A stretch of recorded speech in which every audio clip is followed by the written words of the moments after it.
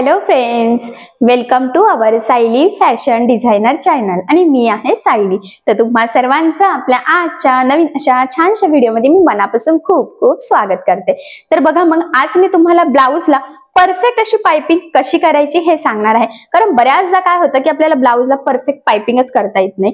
Piping केल्यानंतर ती piping उलटीच पडते, ती व्यवस्थित एकसारखी गोलाकार सुद्धा येत नाही, बऱ्याचदा ती चपटी येते आणि या सगळ्या गोष्टीमुळे होतं काय की आपल्या ब्लाउजचं सगळं लुक बिघडतं। कारण की काय होतं की ज्यावेळेस आपला बिना अस्तरचा साधा ब्लाउज असतो अशा वेळेस आपण बऱ्याचदा त्याला पाइपिंग करत असतो, किंवा अस्तरचा जरी असेल आणि त्याला बॅकला डिझाईन नसेल, सिंपल गोल चौकोन असेल, तर अशा वेळेस सुद्धा आपल्याला ब्लाउजला पाइपिंग करायची असते। कधी कधी तर कस्टमरची रिक्वायरमेंट असते की त्यांना ब्लाउजला पाइपिंगच हवी असते आणि बऱ्याचदा आपल्याला पाइपिंग मध्ये खूप गोंधळ होतो। तर आज मी तुम्हाला पाइपिंगच्या पट्ट्या कशा कट करायच्या, कपडा कसा पाहिजे, स्ट्रेचेबल पाहिजे तर कशा पद्धतीने मॅनेज करायचं, जॉईंट कशा करायच्या, त्याचबरोबर किती इंचाच्या पट्ट्या कट करायच्या, त्या लावताना किती मार्जिन पकडायचं, फुगीर परफेक्ट गोलाकार पाइपिंग येण्यासाठी कशा पद्धतीने हळूहळू पकडत आपल्याला ती पाइपिंग करायची आहे, तर हे आज आपण बघणार आहोत। आता पाइपिंग म्हणजे त्याला गोटही म्हणतात बऱ्याच जण, सो त्यामुळे मग मी तुम्हाला सांगते, ठीक आहे। सो चला मग आता तुम्हाला संपूर्ण मी पाइपिंग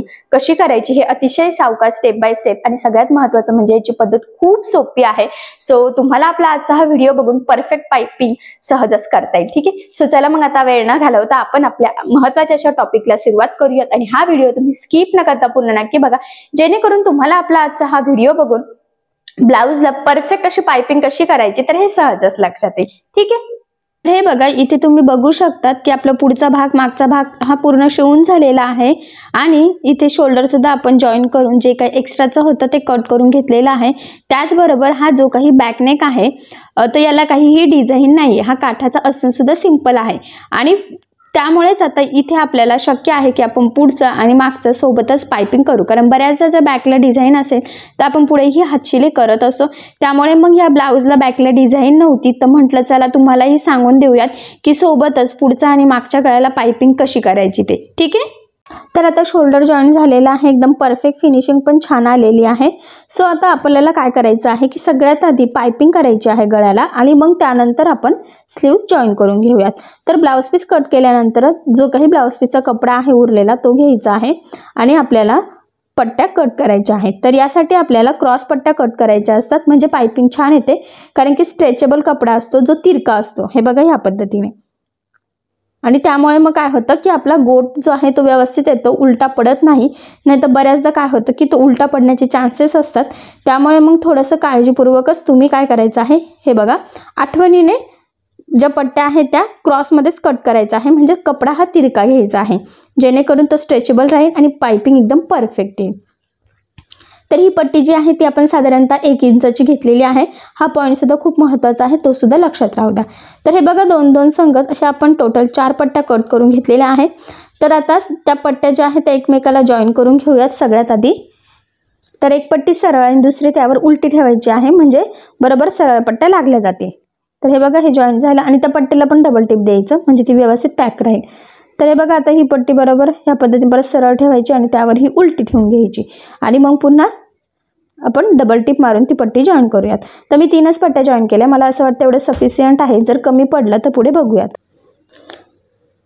तर हे बघा, आता ही पट्टी तयार झालेली आहे आपली। तर ही पट्टी ह्या पद्धतीने एका साईडला फोल्ड करायची आहे, आणि बघा आपल्याला टिप मारून घ्यायची आहे। तर खूप किंचित अशी फोल्ड केलेली आहे ती मी, पण एकदम किंचित, एकदम कडेकडेने, हे बघा थोडंसंच, आणि मग ती पूर्ण जी काही पट्टी आहे त्या पूर्ण पट्टीला आपल्याला टिप मारून घ्यायची आहे। तर ह्या स्टेपने करा, म्हणजे फिनिशिंग साईड गोट व्यवस्थित लागला जातो, कारण की हा पार्ट जो असतो ना तो आतल्या साईडने वरती येतो थोडासा, मग ते दोरे वगैरे निघायला नको, त्यासाठी मग आपण ही टिप देऊन घेत असतो। तर जेवढी काही पट्टी असेल ना पूर्ण, आणि जिथे जॉईंट आहे ना तिथे पण व्यवस्थित तुम्ही फोल्ड करायचं आहे, आणि जॉईंटच्या तिथे जास्त कपडा ठेवू नका, जेणेकरून गोट करायला तुम्हाला अवघड जाणार नाही, ठीक आहे। जेवढं शक्य आहे तेवढं कमी, व्यवस्थित, खूप कमी करू नका की तो ओपन होईल, पण थोडं मीडियम। तर हे बघा, पूर्ण याला पट्टीला टीप मारून झालेली आहे एका साईडला. तर आता ही पट्टी आपल्याला याला लावून घ्यायची आहे. तर हे बघा, आता मी तुम्हाला सांगते, आपण कसं आहे ना, एका साईडने लावायला स्टार्ट करतो तर ती दुसऱ्यापर्यंत डायरेक्ट कंटिन्यू लावतो आणि त्यामध्ये पुढचं मागचं दोन्ही सोबतच लागलं जातं. ठीक आहे. तर आता ह्या साईडला जी आहे ती आहे लूप पट्टी. तर लूप पट्टीपासून आता आपण लावायला सुरुवात करणार आहोत.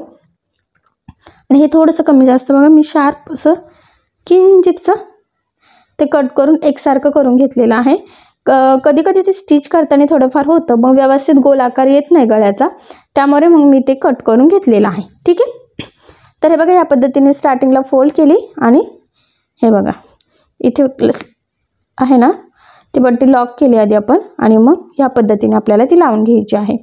तर मार्जिन खूप कमी पण पकडू नका, खूप जास्तही पकडू नका. आता मी एक लाईनचं मार्जिन पकडलं तरीही चालेल आणि व्यवस्थित एकसारखं मार्जिन पकडून आपल्याला ती पट्टी जॉईन करून घ्यायची आहे. तर सुरुवात केलेली आहे, मी सांगितलं एकपासून सुरुवात केली की दुसऱ्यापर्यंत व्यवस्थित आपली लागली जाते.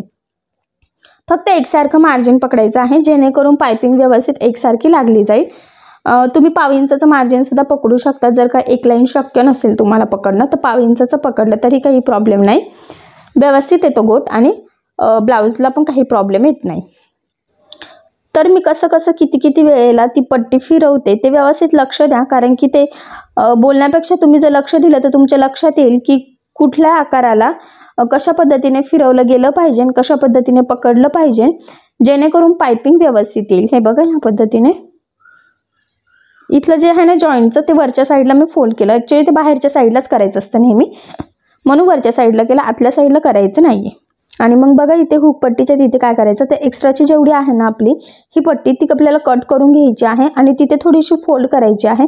जसं सुरुवातीला केलं होतं सेम तसंच. हे बघा, कट केलेली अशी फोल्ड केली आणि इथे टीप मारून ती डबल टीप देऊन ॲक्च्युली लॉक करून घेतलं, म्हणजे तिथून ते ओपन होण्याचे चान्सेस राहणार नाही. ठीक आहे. तर एकदम परफेक्ट व्यवस्थित एकसारखी आता आपली ही पट्टी लावून झालेली आहे. त्यानंतर काय करायचं बघा, आता याला आपल्याला छोटे छोटे कट्स मारायचे आहेत. हे बघा, ह्या पद्धतीने. तर जिथे आकार आहे ती व्यवस्थित गोल आकार जिथे येतोय तिथे व्यवस्थित आपल्याला कट्स मारायचे आहेत, काळजीपूर्वक मारायचे आहे. बऱ्याचदा काय होतं की गडबडीत ब्लाऊजच कट होतो, तर तसं करू नका.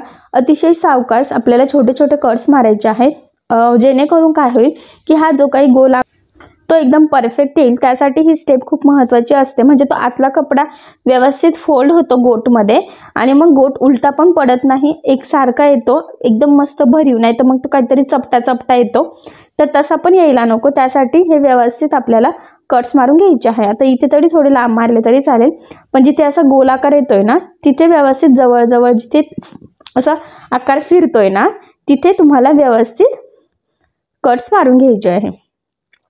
ठीक आहे. तर बघा, पूर्ण याला आता आपण कट मारून झालेले आहेत व्यवस्थित एकदम. तर आता बघा मी कसं फोल्ड करते तसं तुम्ही पण करायचं आहे. व्यवस्थित लक्ष द्या, कारण की खूप महत्त्वाचं आहे ते. त्यावरच डिपेंड आहे की तुम्ही पायपिंग कशी करतात कसं नाही. आता ॲक्च्युली पायपिंगला थोडा टाईमच लागतो. हे बघा, हे सगळ्यात आधी ह्या पद्धतीने प्रेस करायचं आहे, म्हणजे मग व्यवस्थित पायपिंग येते. आतल्या साईडने फोल्ड केलं बघा आणि मग थोडंसं किंचित बाहेर काढायचं ते, म्हणजे गोट कसा होतो फुगीर येतो, चपटा येत नाही. आणि बघा मग बरोबर टीप मारून घ्यायची आहे. हे बघा, तुम्ही बघू शकता की मी एकदम थोडंसंच पकडते आहे आणि तेवढीच टीप मारून परत पुढचं पकडते आहे आणि मग पुढची टीप मारते. तर ही स्टेप खूप महत्त्वाची आहे, तरच फुगीर गोट येतो, नाही तर काय येतं की एकदम चपटा गोट येतो. म्हणून थोडं थोडं हे बघा सरळ करून ते परत बाहेर काढायचं, म्हणजे एकदम भरीव येतो. तर आतला कपडा त्या गोटमध्ये येतो आणि आपली जे गोट आहे ते एकदम परफेक्ट येतो.